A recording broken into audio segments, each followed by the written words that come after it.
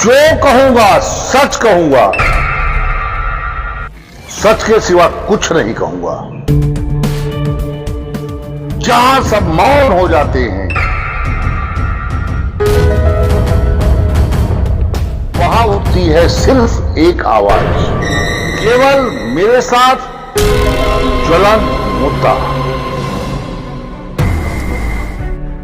हर मुद्दे पर एक आवाज। जब सब मौन होते हैं तो बोलता है सिर्फ प्रणम्य भारत, केवल प्रणम्य भारत। उत्तर प्रदेश के जनपद सीतापुर में आज जो दृश्य देखा गया, इससे शर्मनाक कुछ भी हो ही नहीं सकता।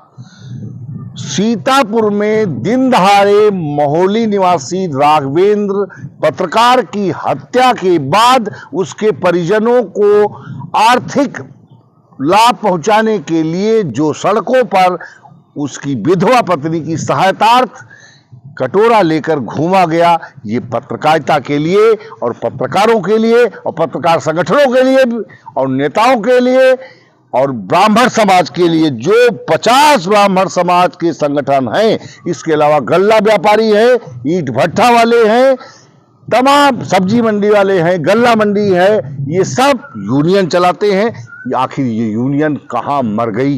ये कहाँ चले गए लोग? ये क्या लोग सहायता नहीं कर सकते थे? लेकिन नहीं, इस पत्रकार की विधवा पत्नी का ये उपहास उड़ाना चाहते हैं। ये छोछली राजनीति करके अपने को नेता बताकर पत्रकार पीड़ित जो उसकी विधवा पत्नी है, उसकी आड़ में अपनी राजनीति चमकाना चाहते हैं। और उस राघवेंद्र पत्रकार की जिसकी हत्या हुई है, उसकी हत्या का खुलासा हो इसलिए नहीं, बल्कि उस गरीबी का उपहास भी उड़ा रहे हैं। क्या यही लोकतंत्र है? क्या ये नेताओं से सवाल नहीं बनता है कि राघवेंद्र पत्रकार की हत्या हुई और उसका अभी तक खुलासा नहीं हुआ? पुलिस सीतापुर की ये कह रही है कि पर्दाफाश करूंगा। आखिर कब करोगे? उस पर चारित्रिक दाग भी लगा दिया गया। चारित्रिक दाग अगर सही है तो उसे खोलिए। आखिर उस जिस पर आप चारित्रिक दाग बता रहे हो, आखिर उसको शूटर उपलब्ध किसने कराए? ये शूटर कहां से आए? इसका पैसा किसने दिया? शूटर तो हत्या के सिर्फ मोहरे हैं, लेकिन इसका असली जो गुनहगार है वो कहां है? उसे कौन बचा रहा है? क्या ये बचाया जाता रहेगा या एक दिन इसका खुलासा होगा? प्रणम्य भारत इस आज की सीतापुर की ये जो घटना बाजारों में लेकर के सहायतार्थ घूमी गई, इसकी घोर निंदा करता है। हम पत्रकार हैं, हम जाएं उस पीड़ित परिवार को ढांढस बनाएं और जो संभव हो सहायता करें। स्वयं न करके आप उस पहली बात तो वो दुखद है, शोक संतप्त है। उस शोक संतप्त विधवा नारी पर आप एक जुल्म और ढा रहे हैं, उसकी गरीबी का उपहास उड़ा रहे हैं। शर्मनाक है ऐसे लोगों पर जो ये कार्य कर रहे हैं। मैं इसको कतई पक्षधर नहीं हूं। और वो लोगों से भी मेरा सवाल है कि जो पत्रकारों के नाम पर झोला उठाकर पूरे देश में प्रदेश में झंडा बैग लेकर घूमते हैं और पत्रकारों को नीलाम करते हैं, कहां है चुप? उनकी जुबान क्यों नहीं बोलती, उनकी खुलती? क्यों चुप है वो? क्यों है आखिर मौन?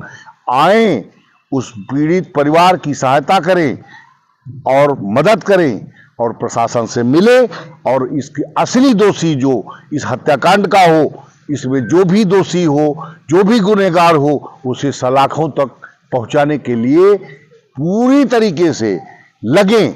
और एक प्रश्न प्रणम्य भारत ये भी उठाता है कि अगर राघवेंद्र दैनिक जागरण का पत्रकार था तो वो दैनिक जागरण का प्रथम कर्तव्य बनता है समूह का कि वो जाकर के 10 लाख, 15 लाख, 5 लाख की सहायता राशि देते। लेकिन करोड़ों रुपए ये पत्रकार अपना खून और पसीना बहाकर इन्हीं समूहों को देने वाले, आज इनके पास एक ढेला नहीं है इस पीड़ित परिवार को देने के लिए।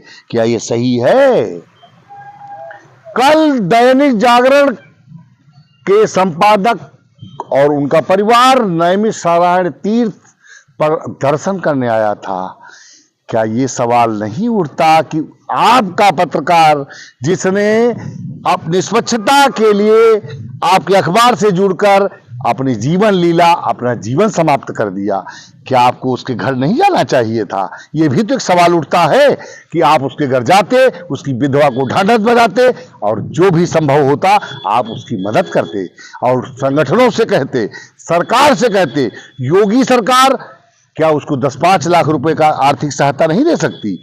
विगत वर्षीय सरकारों ने पत्रकारों के ऊपर जब जुल्म हुआ तो उनकी सहायता की। यहां तक कि दिल्ली की सरकार, केजरीवाल की सरकार और ममता बनर्जी की सरकार, बिहार की नीतीश सरकारों ने तमाम जो पीड़ित परिवार थे जिनकी हत्याएं हुई या और भी तरह से प्रताड़ित किए गए, उनकी आर्थिक सहायता की। ये आखिर सहायता के नाम पर उस विधवा बहन का उपहास क्यों उड़ाया जा रहा है? परम भारत इसकी घोर निंदा करता है और मैं मरते दम तक उसके असली जो गुनहगार हैं, उस राघवेंद्र पत्रकार के जो हत्या के असली गुनहगार हैं, उनको आखिर क्यों छुपाया जा रहा है? घटना को इतना लंबा अरसा बीत गया है, अब कहानियां गढ़ी जा रही हैं। हम कह रहे हैं कि अगर उस व्यक्ति ने भी मरवाया तो पैसा किसने दिया? यह सवाल बनता है कि नहीं बनता?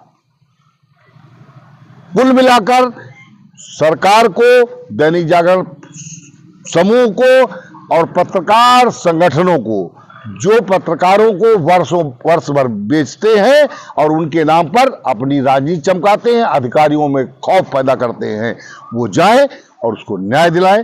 फिर हम मिलेंगे किसी नए मुद्दे के साथ। तब तक के लिए मुझे दीजिए इजाजत। प्रणाम। जय हिंद, जय भारत, परम भारत।